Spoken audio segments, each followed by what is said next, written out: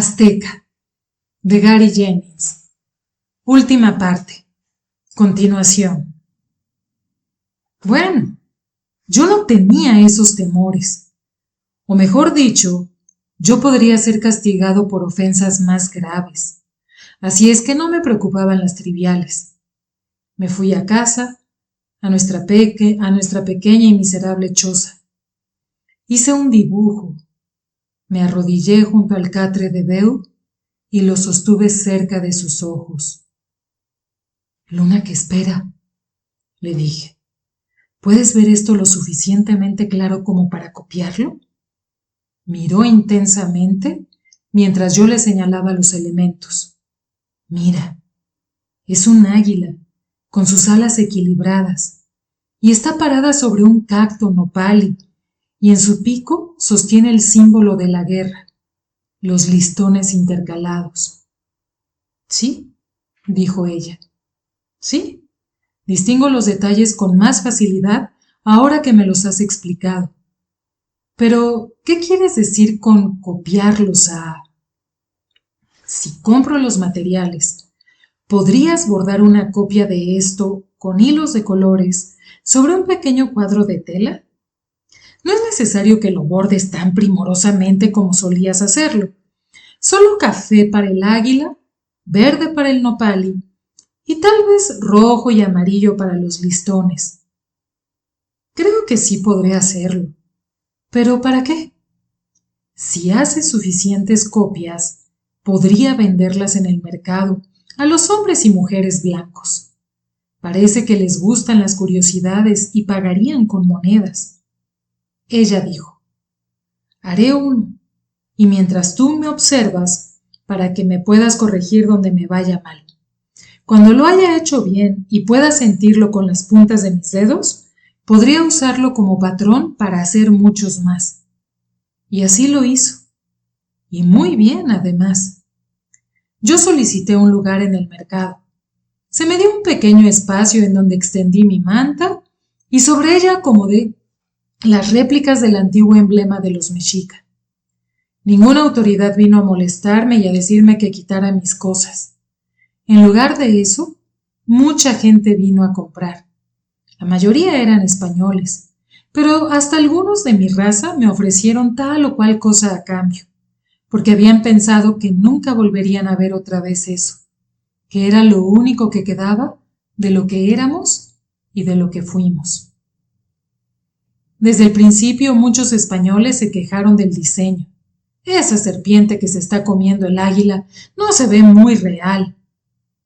Traté de explicarles que no se trataba de una serpiente, ni que el águila se lo estuviera comiendo, pero no parecían entender lo que era, o sea, palabras pintadas, y que los listones intercalados significaban fuego y humo, y por lo tanto también significaban guerra.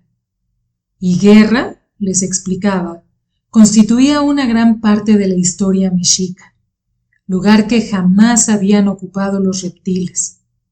Pero solo me decían, quedaría mejor con una serpiente. Si eso era lo que querían, eso sería lo que tendrían. Hice un dibujo corregido y ayudé a Luna que espera a hacer un bordado nuevo de ese dibujo, que después utilizó como molde. Cuando los otros vendedores del mercado inevitablemente copiaron ese emblema, lo copiaron con todo y serpiente, pero ninguna de las imitaciones estaba tan bien hecha como las de Beu. Así es que mi negocio no sufrió mucho por ello. Al contrario, me divertía ver la calidad de las copias, comprobar que había iniciado una industria completamente nueva y saber que esa era mi última contribución al único mundo. Había sido muchas cosas durante mi vida, aun siendo el señor Mixley, un hombre de estatura, riqueza y respetado. Entonces me hubiera reído si alguien me hubiera dicho, terminarás tus días y tus caminos como un vendedor ambulante, vendiéndolas a extranjeros altivos, pequeñas telas con copias del emblema mexica y hasta una imitación de este. me hubiera reído. Así es que reía mientras me sentaba en la plaza del mercado, día tras día, y aquellos que se detenían a comprar me consideraban un anciano simpático y alegre.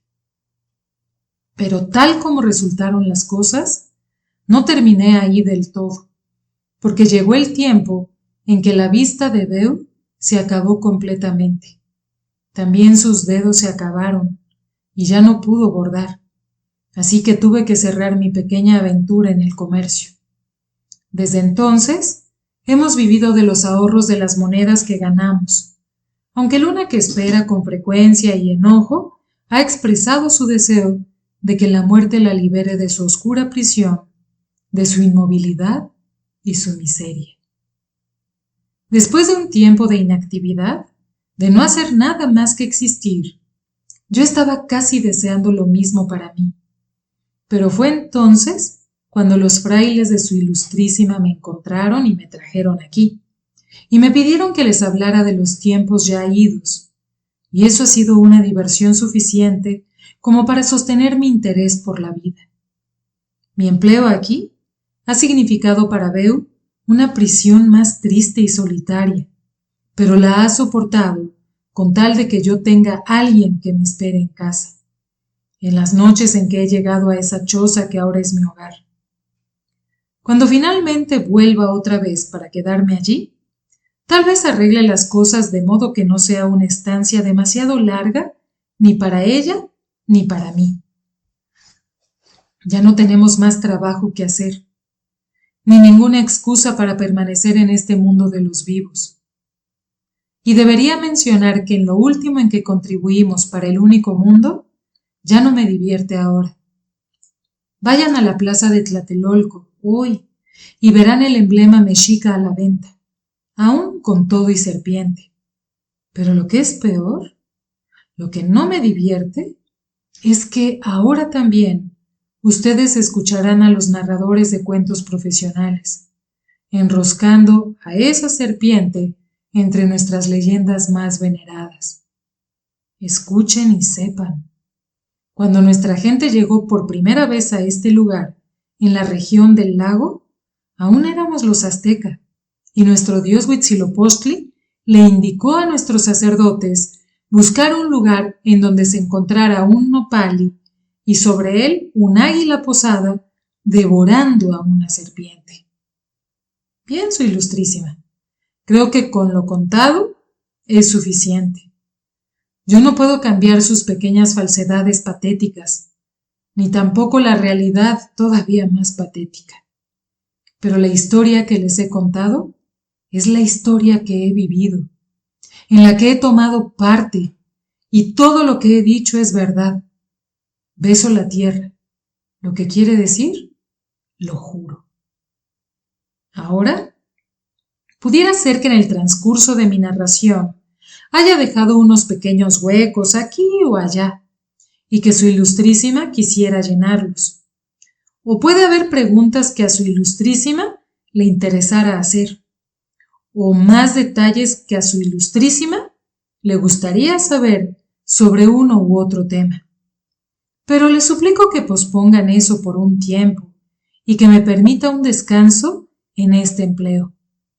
Ahora le pido, su Ilustrísima, permiso para irme y dejar a los reverendos escribanos y este cuarto que una vez fue de la casa de canto. No es porque esté cansado de hablar o porque haya dicho todo lo que había que decir, o porque crea que estén cansados de escucharme hablar. Le pido permiso para irme porque anoche, cuando llegué a mi choza y me senté junto al catre de mi esposa, sucedió algo increíble. Luna, que espera, me dijo que me amaba. Ella me dijo que me quería, que siempre lo había hecho y que aún me amaba. Como Beu jamás ha dicho tal cosa en toda su vida, creo que tal vez se está acercando al fin de su larga agonía y que debo estar con ella cuando llegue. Por muy desunidos que hayamos estado, ahora solo nos tenemos a nosotros. Anoche Beu me dijo que me amó desde el momento en que nos conocimos hace mucho en Tecuantepec. en los días de nuestra dorada juventud, pero que me había perdido la primera vez y me perdió para siempre, me dijo, cuando decidí ir a buscar el colorante púrpura, cuando ella y su hermana Ciania escogieron las pajillas para ver cuál de las dos me acompañaría. Fue entonces, me dijo, cuando me perdió, pero nunca dejó de quererme y nunca encontró a otro hombre que pudiera amar. Cuando anoche hizo esa sorprendente revelación, un mal pensamiento cruzó por mi mente. Pensé, si hubiera sido tú, Beu, quien hubiera ido conmigo, quien se hubiera casado conmigo después, entonces hubiera sido Ciania quien ahora estaría conmigo. Pero ese pensamiento fue borrado por otro. ¿Hubiera deseado que Ciania sufriera como has sufrido tú, Beu? Y me compadecí de esos pobres restos que yacían allí, diciéndome que me amaba, y me lo decía tan triste que traté que la situación fuera un poco más ligera. Así es que le comenté que ella siempre había escogido una forma muy extraña de manifestarme su cariño, y le conté cómo lo había visto entretenida con el arte de la magia, haciendo una imagen mía de lodo como lo hacen las brujas cuando quieren hacerle daño a algún hombre. Beu dijo, y parecía más triste todavía, que la había hecho sin intención de dañarme, que había esperado durante mucho tiempo, y en vano, a que compartiéramos el mismo lecho, que había hecho esa imagen para dormir con ella, y así encantarme para que llegara a amarla. Entonces me senté junto a su catre, silencioso, y reflexioné sobre muchas cosas pasadas, y me di cuenta de lo poco observador y distraído que había sido durante los años que Beu y yo llevábamos compartiendo. He sido más ciego y más inválido de lo que está Beu en este momento, en su total ceguera. No es la mujer quien debe decir al hombre que lo ama, y Beu siempre había respetado esa inhibición tradicional. Jamás lo dijo, y escondió sus sentimientos bajo una actitud impertinente, que yo obstinadamente había considerado burlona y con gazmoñería. Solo unas pocas veces había hecho a un lado su restricción de gran señora. Recuerdo una ocasión en que me dijo anhelante, siempre me he preguntado por qué se me habrá llamado luna que espera. Y ni siquiera en esos momentos pude reconocer lo que pasaba por ella, o me rehusé a ello, cuando todo lo que hubiera tenido que hacer era haberla tomado entre mis brazos. Es cierto, yo amaba a Ciania y hubiera seguido amándola, y siempre lo seguiré haciendo, pero eso no hubiera disminuido, aunque hubiera amado también a Beu. Vaya, los años que he desperdiciado, de los que yo mismo me he privado, pues no puedo culpar a nadie más, y lo que más lacera mi corazón es la forma tan desagradable en que también privé de esos años a Luna que espera, quien había esperado durante tanto tiempo, hasta ahora que ya es demasiado tarde para salvar todavía un último momento de todos esos años perdidos. Si pudiera, se los repondría de alguna forma, pero no puedo. Anoche la hubiera tomado entre mis brazos, yacido junto a ella y hubiera hecho el acto del amor. Quizás yo lo hubiera podido hacer, pero lo que queda de Beu no puede ya hacerlo. Así que hice la única cosa posible, que fue hablar, y lo hice honestamente diciendo, Beu, mi querida esposa, yo también te amo. Ella no pudo contestar, porque se le salieron las lágrimas y ahogaron la poca voz que le quedaba, pero puso su mano sobre la mía. La apreté tiernamente y permanecí allí sentado, sosteniéndosela, y hubiera entrelazado mis dedos con los suyos, pero no pude ni siquiera hacer eso, pues ya no tiene dedos.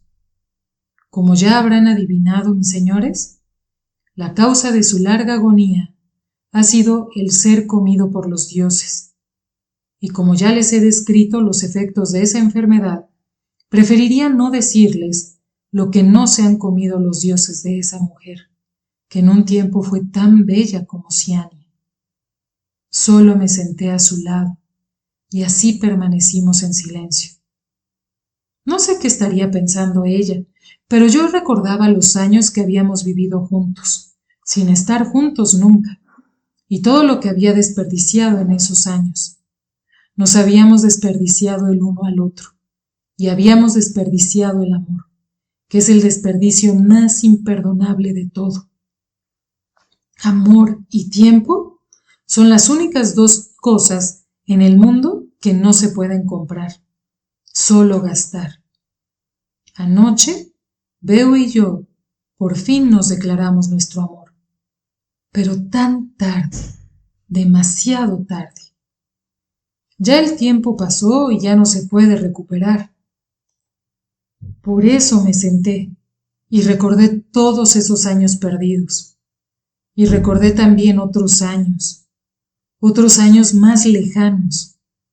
Recordé aquella noche cuando mi padre me cargó sobre sus hombros y cruzamos la isla de Xaltocan, bajo los más viejos de los viejos árboles, los cipreses, y cómo pasaba entre las sombras y luces veteadas de la luna.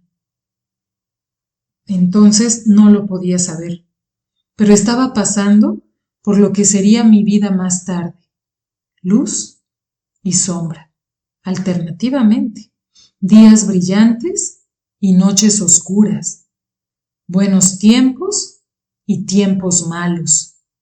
Y desde entonces he soportado mi carga de penas y angustias, tal vez más de lo que me toca, pero mi descuido imperdonable hacia Beo Ribé es la prueba suficiente de que yo también he causado sufrimientos y angustias a otros. Aún así, es inútil arrepentirse o quejarse del tonali de uno, pero si pusiera mi vida en una balanza, resultaría que ésta ha sido más buena que mala. Los dioses me favorecieron con buena fortuna y con haber hecho cosas de valor. Si tuviera que lamentar cualquier aspecto de mi vida, sería el hecho de que los dioses me negaron la última buena fortuna, o sea, el morir después de haber realizado esas obras de valor. Eso hubiera sido hace mucho tiempo, pero aún estoy vivo. Por supuesto que si así lo deseo, podría creer que los dioses han tenido sus razones para ello. Por lo menos puedo recordar aquella noche distante, cuando soñé borracho, y puedo creer que los dos dioses me dieron sus razones. Me dijeron que mi tonali, no era el ser feliz o desdichado, rico o pobre, productivo u ocioso, con buen temperamento o malhumorado, inteligente o estúpido, alegre o desolado, aunque he sido todo eso en uno u otro tiempo. De acuerdo con los dioses, mi tonali solo era aceptar cada desafío y cada oportunidad que la vida me pusiera adelante para vivir mi vida tan plenamente como lo puede hacer un hombre. Y haciendo eso, he participado en muchos sucesos, grandes y pequeños, históricos y particulares.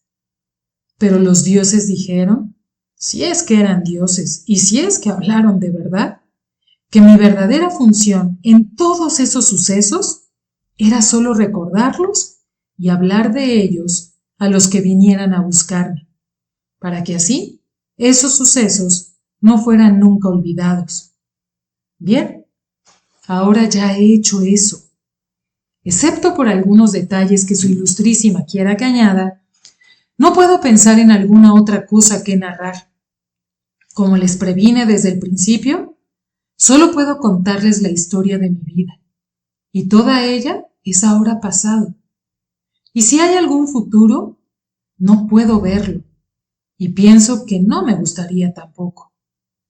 Recuerdo las palabras que oí muchas veces durante mi viaje en busca del Aztlán, las palabras que Moctezuma repitió una noche cuando estábamos en la cumbre de la pirámide de Teotihuacán a la luz de la luna, repitiéndolas como si fueran un epitafio. Los aztecas estuvieron aquí. Nada traían cuando llegaron. Nada dejaron cuando se fueron.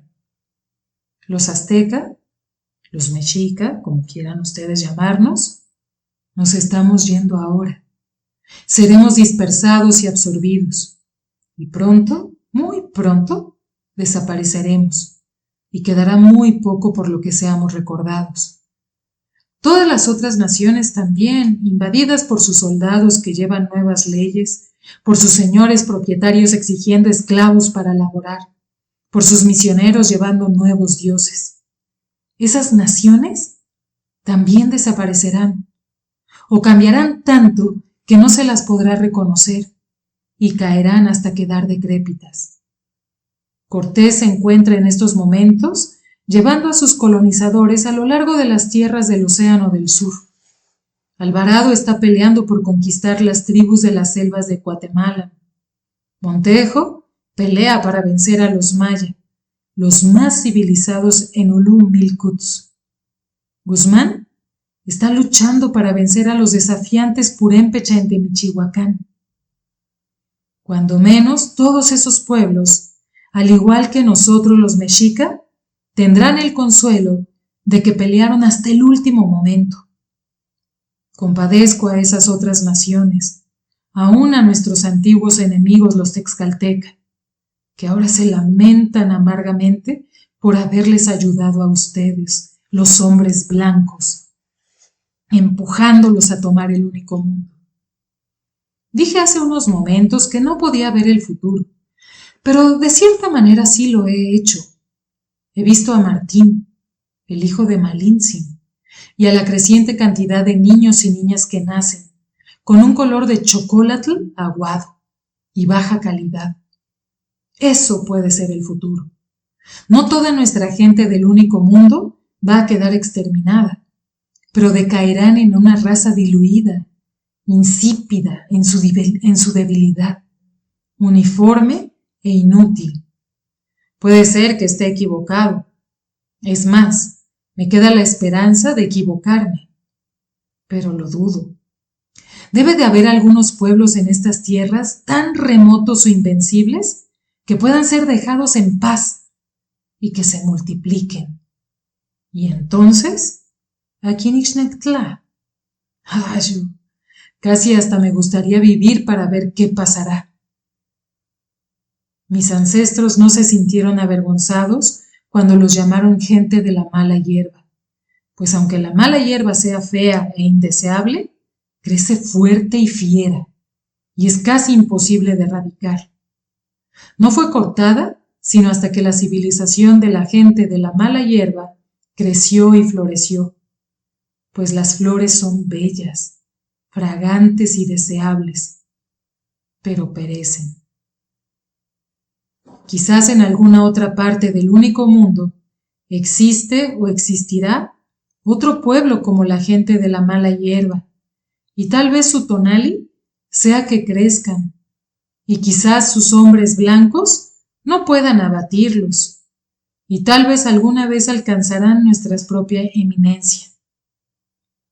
Podría pasar eso, y también que cuando ellos se pongan en camino, alguno de mis descendientes marchara con ellos. No tomo en cuenta las semillas que alguna vez pude haber dejado en las lejanas tierras del sur, pues la gente allí lleva mucho tiempo degenerada y nunca serán otra cosa, ni siquiera con mi posible infusión de sangre mexica entre ellos. Pero si al norte, bien, entre los muchos pueblos en que vagué, está todavía el Aztlán. Y hace mucho tiempo que me di cuenta del significado de la invitación que me extendió aquel orador menor, quien también se llamaba Tlilectic Mixtli. Él me dijo: debes venir otra vez al Aztlán, hermano, pues te vas a encontrar con una pequeña sorpresa. Pero no fue sino hasta mucho después que me acordé que había dormido muchas noches con su hermana y sabía cuál era la sorpresa que me estaba esperando. Muchas veces me he preguntado, ¿niño o niña? Pero sé esto, que ya sea él o ella, no se quedará, temeroso o estúpido, en el Aztlán si sale otra migración de allí. Y le deseo todo éxito en el futuro a esa joven semilla. Pero estoy divagando otra vez, y su ilustrísima se muestra impaciente. Entonces, si me da usted su permiso, su ilustrísima, me iré ahora. Me iré y me sentaré junto a Beu y seguiré diciéndole que la amo, pues quiero que esas sean las últimas palabras que ella oiga cada noche antes de que se duerma, y antes de que se duerma para siempre. Y cuando ella se duerma, yo me levantaré y saldré hacia la noche, y caminaré por las calles vacías. Explícito. Crónica narrada por un indio anciano de la tribu comúnmente llamada azteca, como fue recopilada verbatim ab origine por Fray Gaspar de Gallana J., Fray Toribio Vega de Aranjuez, Fray Jerónimo Muñoz G., Fray Domingo Villegas e Ibarra, Alonso de Molina, Interpres. En el día de la fiesta de San Juan Apóstol, 25 de julio 1531. Santificada, cesárea, católica majestad, el emperador don Carlos, nuestro señor rey. Muy magistral majestad. Desde esta Ciudad de México, capital de la Nueva España, en este día de los santos inocentes, en el año de nuestro Señor Jesucristo de 1531, os saludo. Perdonad, Señor, el largo intervalo entre nuestra última comunicación. Como el capitán Sánchez Santoveña puede atestiguar, su carabela tardó mucho en llegar aquí.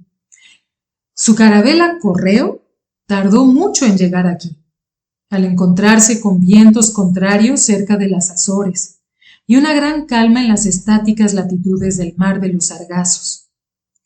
Por este motivo, acabamos de recibir la carta de vuestra majestad, en la que nos da vuestras instrucciones para que nos hagamos cargo de que como una recompensa por sus servicios prestados a la corona, nuestro cronista el azteca sea favorecido con una casa cómoda para él y su mujer, con un pedazo de tierra laborable y una pensión adecuada para que puedan sustentarse hasta el final de sus días. Tengo la pena de informaros, Señor, que no podemos cumplir con eso, porque el indio ha muerto, y si su inválida viuda todavía vive, no tenemos ni idea de dónde pueda estar. Ya que anteriormente habíamos preguntado a vuestra majestad acerca de lo que deseaba que se hiciera con el azteca al terminar su trabajo, y puesto que la única respuesta fue un silencio largo y ambiguo, quizás podamos ser excusados por haber asumido que vuestra devota majestad compartía la creencia de este clérigo, expuesta con mucha frecuencia durante nuestra campaña en contra de las brujas de Navarra, de que pasar por alto la herejía es incitar la herejía. Después de haber esperado un tiempo razonable para recibir alguna instrucción de vos, o que expresarais vuestros deseos acerca de las disposiciones a tomar sobre este asunto, tomamos una medida eminentemente justificada. Levantamos contra el azteca un cargo formal de herejía, así que fue sometido a juicio. Por supuesto que si la carta de vuestra clemente majestad hubiera llegado antes, habría constituido un tácito perdón real sobre las ofensas de ese hombre, y la acusación habría sido descartada. Sin embargo, vuestra majestad podría considerar que ¿no sería una indicación de la voluntad de Dios que los vientos del mar océano hayan retrasado el correo? De cualquier modo, recordamos bien el juramento hecho por nuestro soberano, que una vez declaró en nuestra presencia que vos estaréis dispuesto a poner a un lado vuestros dominios, amigos, sangre, vida y alma, con tal de extinguir la herejía. Así es que tenemos la confianza de que vuestra cruzada majestad aprobará el que hayamos ayudado al Señor a librar al mundo de un favorito más del adversario. La corte de la Inquisición fue convocada en nuestra sala de justicia el día de San Martín. Todo el protocolo y todas las formalidades fueron cuidadosamente y estrictamente observados. Estuvieron presentes, además de nos, como inquisidor apostólico de vuestra majestad, nuestro vicario general, actuando como presidente de la corte, nuestro alguacil mayor, nuestro notario apostólico y, por supuesto, el acusado. El proceso se llevó a efecto en la mañana de ese mismo día, puesto que fuimos acusador y juez, y el acusado fue el único testigo a declarar, pues la única evidencia presentada fue una selección de las palabras citadas y extraídas de la crónica del acusado y transcritas por nuestros frailes. De acuerdo con lo que él mismo admitió, el azteca abrazó el cristianismo de una manera fortuita, por haber estado presente en una ceremonia de bautismo llevada a efecto por el padre Bartolomé de Olmedo hace muchos años, y él se sometió a ello tan casualmente como durante toda su vida se sometió a cada oportunidad que tuvo para pecar. Pero sin tomar en consideración la actitud que haya asumido en aquel entonces de frivolidad, de curiosidad o escepticismo, no hay manera de anular el sacramento del bautismo. El indio llamado Mixli, entre otros muchos nombres, murió en el momento en que el padre Bartolomé derramó sobre él las aguas bautismales, y en esos momentos él renació limpio de todo pecado original y de todos sus pecados anteriores en el carácter indelibilis de Juan Damasceno.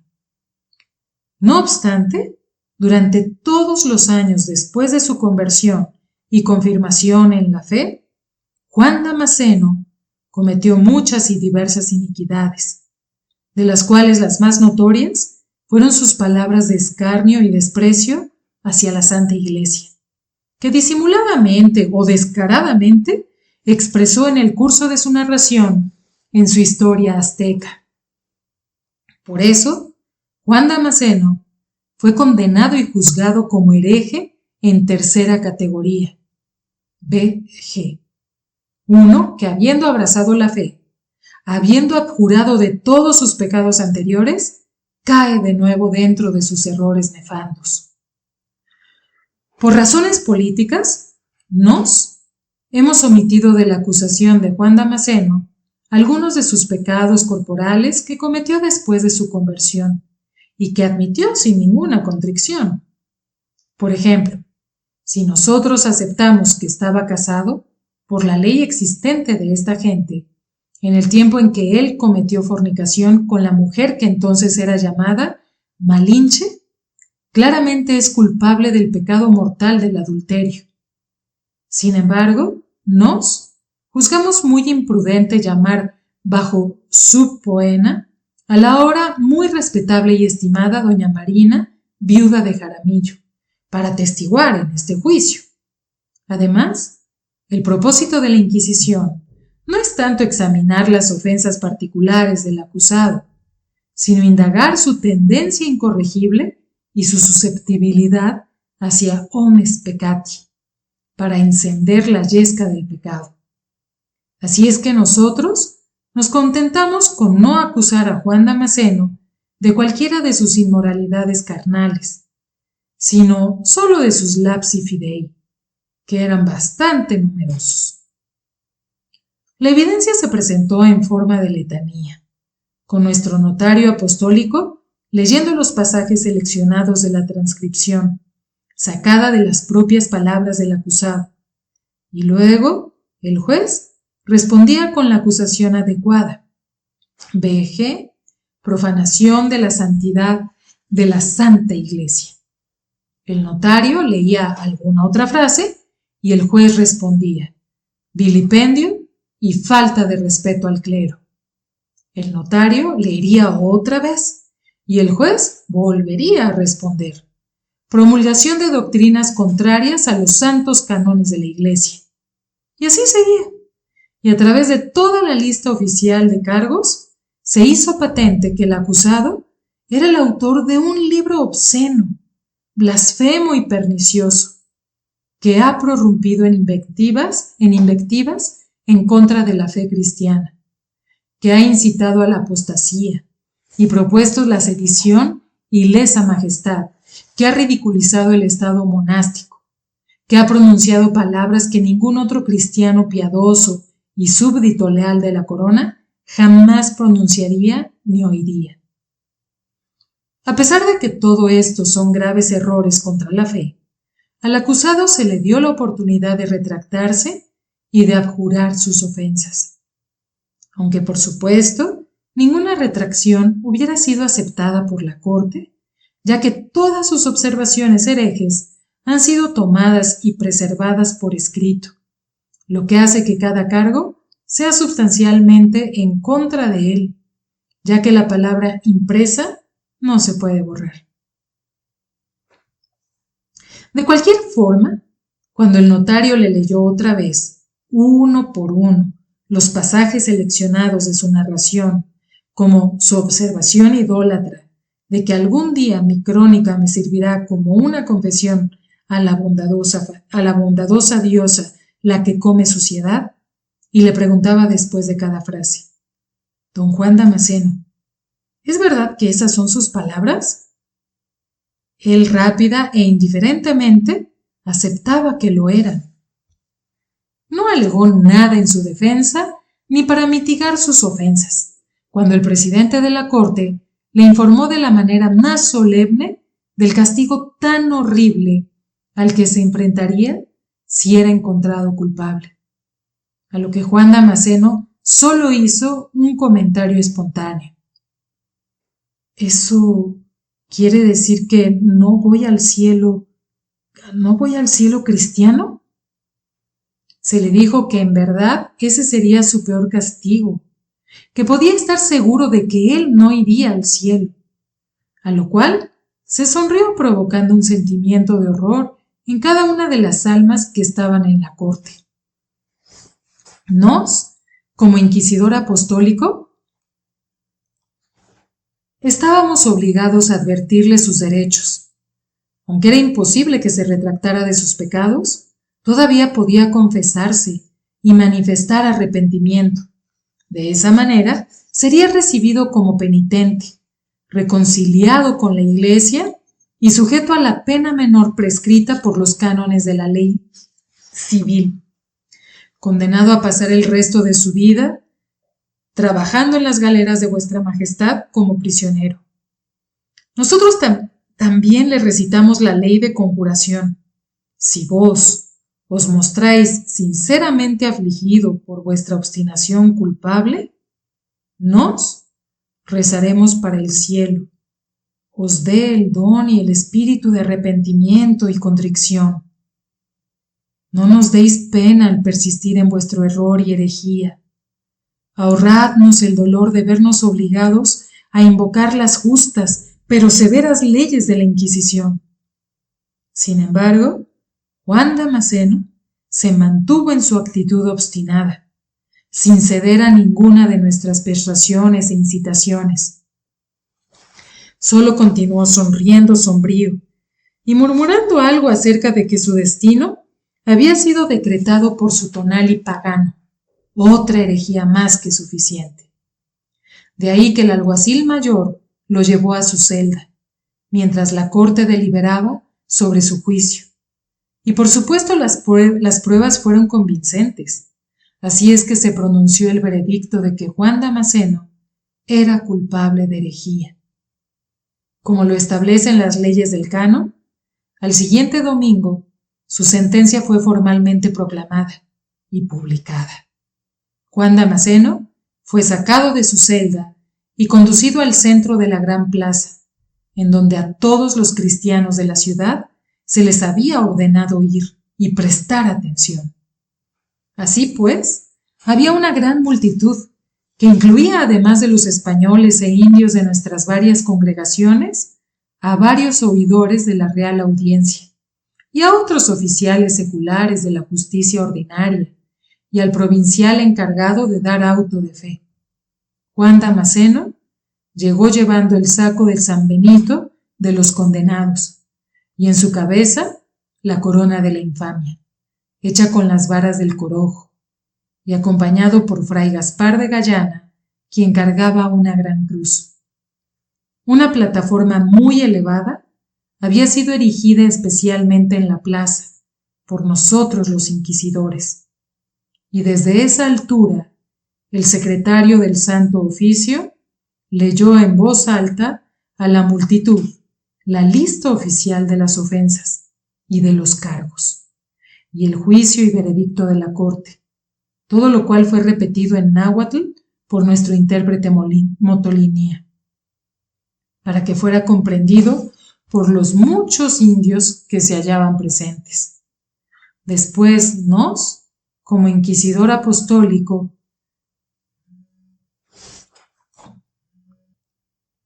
nosotros nos encontramos en condiciones de declarar que Juan Damasceno es un hereje rebelde, así que lo pronunciamos como tal.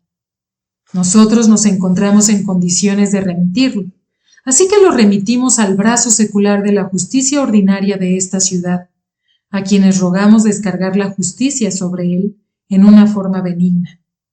Después nosotros hablamos directamente a Juan Damasceno, haciendo la última súplica obligatoria para que abandonara su obstinación, para que confesara y abjurara de sus herejías, cuya penitencia le ganaría por lo menos la ejecución rápida y misericordiosa del garrote, antes de que su cuerpo fuera arrojado al fuego. Pero él se mantuvo tan obstinado como siempre, y solo dijo sonriendo: Su Ilustrísima, una vez, cuando yo era un niñito, me juré a mí mismo que si alguna vez era seleccionado para tener una muerte florida, aunque fuera en un altar extranjero, nunca deshonraría la dignidad de mi partida. Esas fueron sus últimas palabras, señor, y debo decir en su favor que no trató de soltarse de sus amarras, ni suplicó ni lloró cuando los alguaciles le echaron encima la vieja cadena de ancla para sujetarlo a la estaca que estaba sobre la plataforma, ni cuando pusieron bastante alto alrededor de su cuerpo una gran gavilla de leña, ni cuando el provincial le prendió fuego. Como Dios lo permitió y los pecados del hombre lo merecían, las llamas consumieron su cuerpo y en ese fuego Dios quiso que la azteca muriera. Nos suscribimos ante nuestro gracioso soberano como leal defensor de la fe, empeñando nuestra constancia al servicio de Dios para la salvación de las almas y de las naciones. Obispo de México, Inquisidor Apostólico, Protector de los Indios, y Notinihuan Intonaltin Nican Son Kika. Aquí terminan los caminos y los días.